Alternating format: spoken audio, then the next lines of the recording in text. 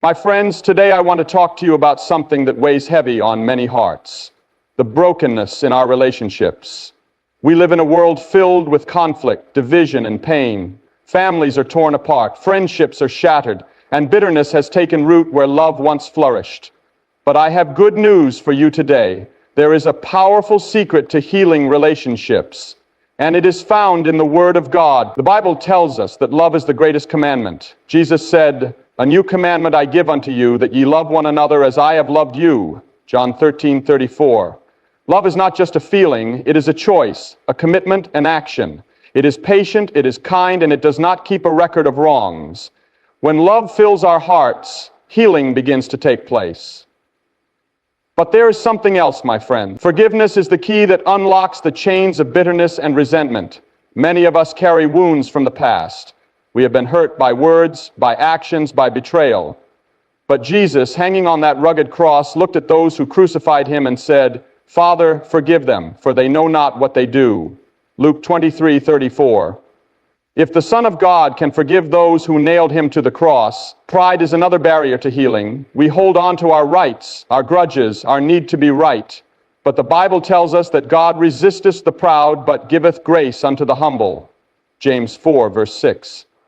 Humility is the bridge that brings people back together. When we let go of our pride and say, "I was wrong, please forgive me," or when we choose to overlook an offense, we invite God's grace into our relationships. My friends, the secret to healing relationships is not found in the wisdom of this world. It is not found in arguments, revenge, or stubbornness. It is found in the love of Christ, in the power of forgiveness, in the humility of a surrendered heart. If we are willing to lay down our pride, to love as Christ loves us, and to forgive as He has forgiven us, we will see broken relationships restored, hearts mended, and peace reign where there was once strife. God is calling you today to be an instrument of healing. Do not let another day pass with bitterness in your heart. Let love reign, let forgiveness flow, and watch as God works miracles in your life. Love is the foundation of healing in every relationship. Without love, relationships crumble, hearts grow cold, and wounds remain open. The world often portrays love as a fleeting emotion, something that comes and goes based on circumstances. But the love that brings healing is not a shallow, temporary feeling. It is a deep, enduring commitment. It is the kind of love that Jesus demonstrated, a love that is sacrificial, patient, and unshaken by trials. When Jesus walked on this earth, He did not love people based on their worthiness. He loved the sinner, the outcast, the broken. He sat with tax collectors, embraced the lepers, and showed compassion to those society rejected. His love was not based on what He could receive in return. It was a love that gave freely, expecting nothing back. This is the kind of love that has the power to heal relationships. Many relationships remain broken because love has been replaced by selfishness. People focus on what they can gain rather than what they can give. But true love, as described in 1 Corinthians 13, is patient and kind. It does not envy, it does not boast, it is not proud. It does not dishonor others, it is not self-seeking, it is not easily angered, and it keeps no record of wrongs. Love does not delight in evil, but rejoices with the truth. It always protects, always trusts, always hopes, always perseveres. This is the love that mends broken hearts. Love chooses to see the best in others. It does not focus on flaws or mistakes, but on the potential for redemption and restoration. In a world where people are quick to judge and condemn, love extends grace. When misunderstandings arise, love seeks to understand rather than to retaliate. When tempers flare, love responds with gentleness instead of anger. This kind of love diffuses conflict and brings peace where there was once hostility. One of the greatest barriers to healing in relationships is the unwillingness to love unconditionally. Many people say, "I will love you if you love me back," or "I will be kind if you treat me right." But Jesus calls us to a higher standard. He said, "Love your enemies, bless those who curse you, do good to those who hate you, and pray for those who spitefully use you and persecute you." This is radical love, love that goes beyond human nature.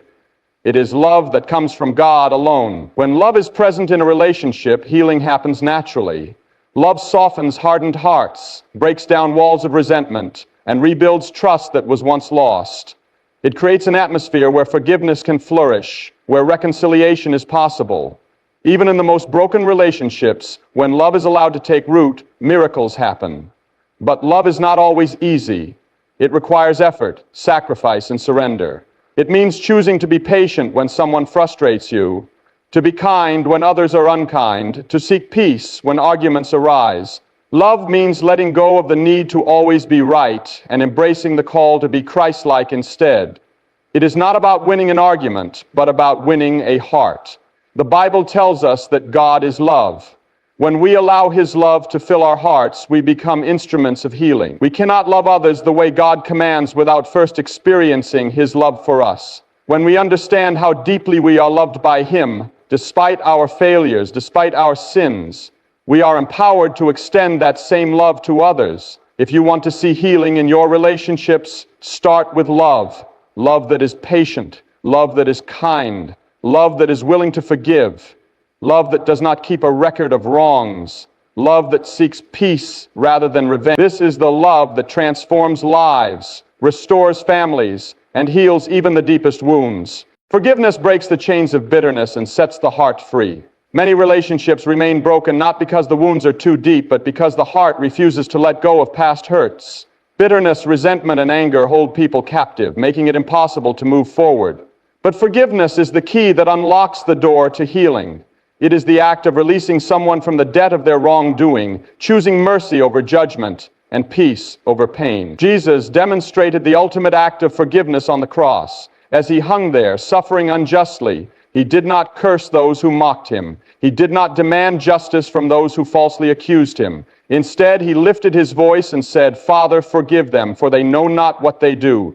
Luke 23:34. This was not just a statement of kindness, it was a declaration of divine love. If Jesus could forgive those who nailed Him to the cross, how much more should we forgive those who have wronged us? Unforgiveness is like drinking poison and expecting the other person to suffer. It does not harm the offender as much as it destroys the one who refuses to forgive. It creates walls of isolation, steals joy, and allows bitterness to take root in the soul. The longer unforgiveness lingers, the deeper the wounds grow. It clouds judgment, distorts perceptions, and blinds people to the possibility of reconciliation. But forgiveness is a gift that brings freedom, not just to the one being forgiven, but to the one who forgives. Some people believe that forgiving means excusing the offense or pretending it never happened. But forgiveness does not mean ignoring wrongdoing or allowing toxic behavior to continue. It means choosing to release the burden of anger and entrusting justice to God. The Bible says, "Do not repay evil for evil, but leave room for God's wrath. For it is written, 'Vengeance is mine, I will repay, says the Lord.'"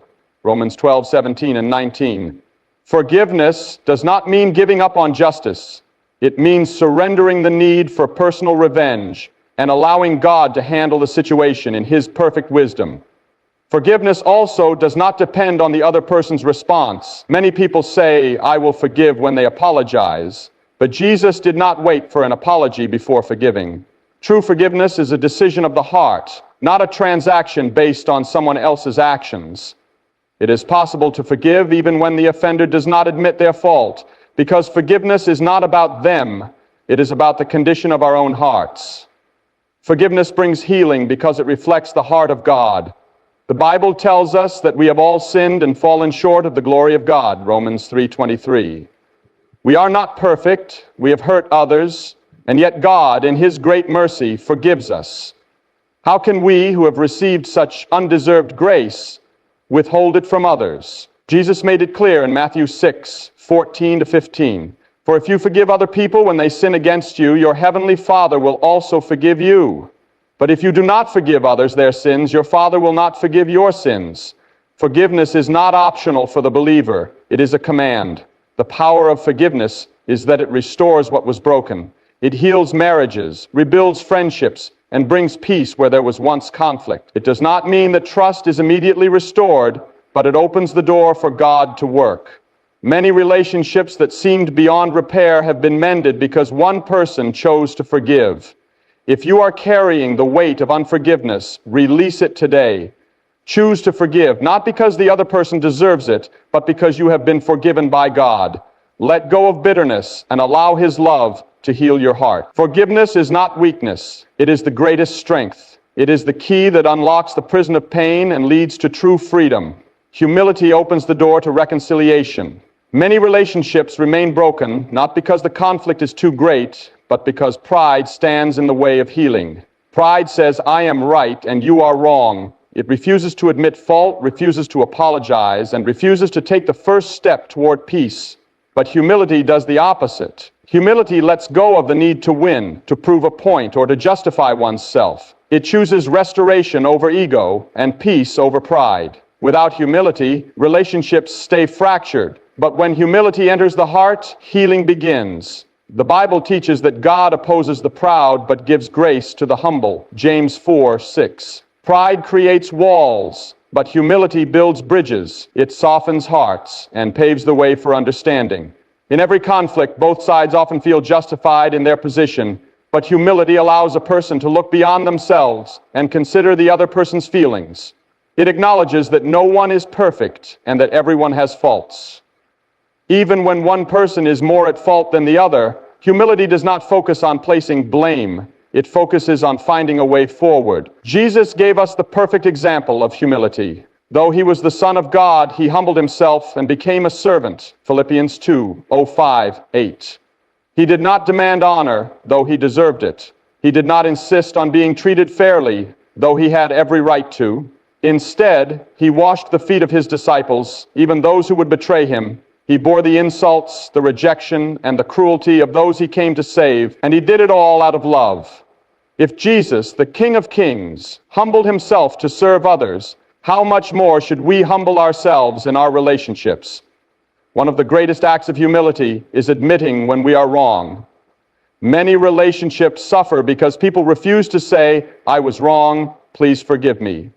They would rather let a relationship deteriorate than swallow their pride.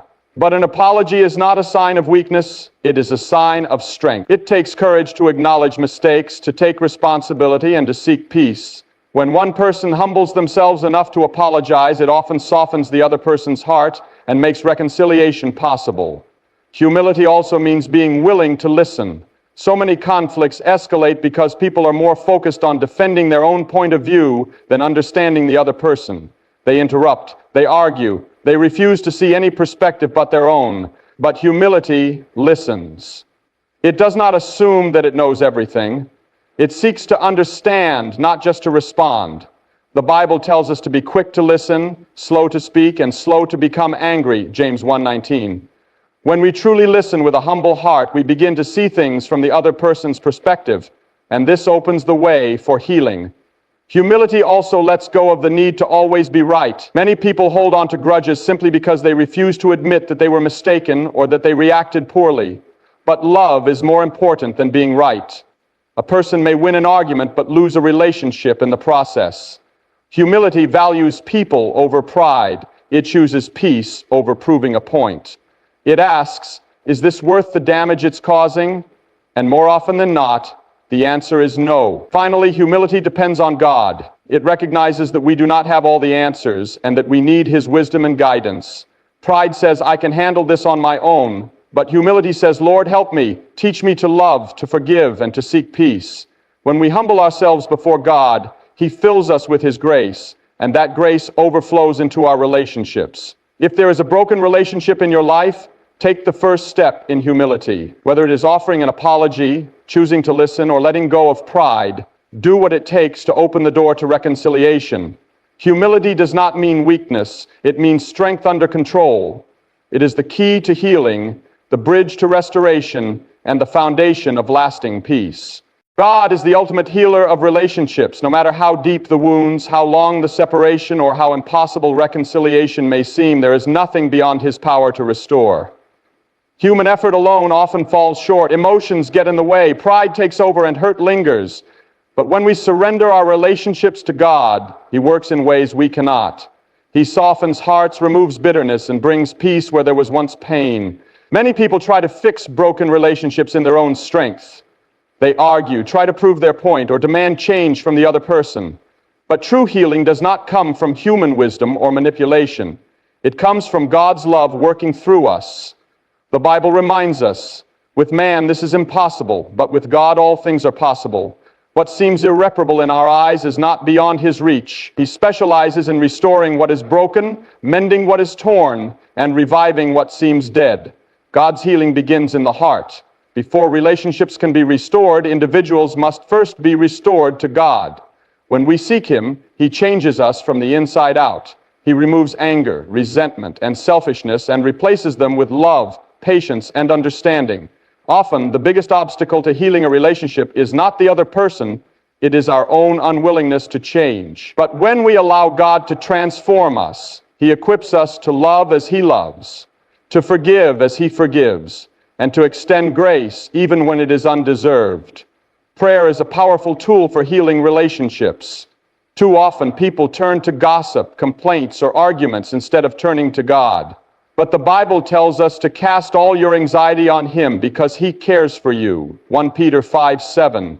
When we pray for our relationships, we invite God to intervene. We ask him to work in the hearts of those involved, to bring understanding where there is confusion, and to replace division with unity. Prayer does not always change the situation immediately, but it changes us. It aligns our hearts with God's will and helps us see others through his eyes. God's healing also requires obedience. He calls us to forgive, even when it is difficult. He commands us to love, even when we do not feel like it. He tells us to seek peace, even when we would rather stay angry. The Bible says, if it is possible, as far as it depends on you, live at peace with everyone. Romans 12:18. This means taking the first step, offering forgiveness, reaching out in love, and being willing to humble ourselves for the sake of reconciliation. Sometimes healing takes time. There are situations where trust has been broken and wounds run deep. But God is patient, and his healing is a process. He may not restore a relationship overnight, but he will guide each step. He will give the strength to endure, the wisdom to respond rightly, and the grace to keep going even when it is hard. Even when relationships are not restored in the way we hope, God still brings healing. Sometimes reconciliation is not possible because the other person is unwilling or because the circumstances do not allow it. But even then, God heals the heart. He removes the burden of bitterness, fills the emptiness with his love, and gives peace that surpasses all understanding. His healing is not just about fixing relationships. It is about making us whole in him. If you are struggling with a broken relationship, do not lose hope. Surrender it to God. Pray, seek his wisdom, and trust in his timing. He is the God of restoration, the one who brings beauty from ashes, and the one who makes all things new. Let him work in your heart, and you will see his healing power unfold in ways you never imagined. Healing relationships is not something we can accomplish on our own. It requires love, forgiveness, humility, and most importantly, the power of God. Love lays the foundation. Forgiveness breaks the chains of bitterness. Humility opens the door to reconciliation, and God is the ultimate healer who restores what is broken. No matter how deep the wounds, how long the separation, or how impossible restoration may seem, there is nothing beyond his reach. If you are carrying the weight of a broken relationship, now is the time to release it into God's hands. Choose to love even when it is hard. Choose to forgive even when it feels undeserved. Choose humility over pride, and trust that God is working behind the scenes in ways you cannot see. He is the God of second chances, the God who softens hearts, and the God who can bring beauty from even the most painful situations. Let today be the day you take the first step toward healing, whether it is offering an apology, extending forgiveness, or simply surrendering the situation to God in prayer. Trust that he will guide you. When we allow his love to flow through us, when we let go of our pride, and when we place our faith in his power to restore, we will see miracles happen. Relationships will be mended, hearts will be renewed, and his peace will reign where there was once division. May you walk forward in his grace, choosing love over bitterness, peace over conflict, and trust over fear. And may you experience the fullness of his healing in your relationships, knowing that with him nothing is ever truly broken beyond repair.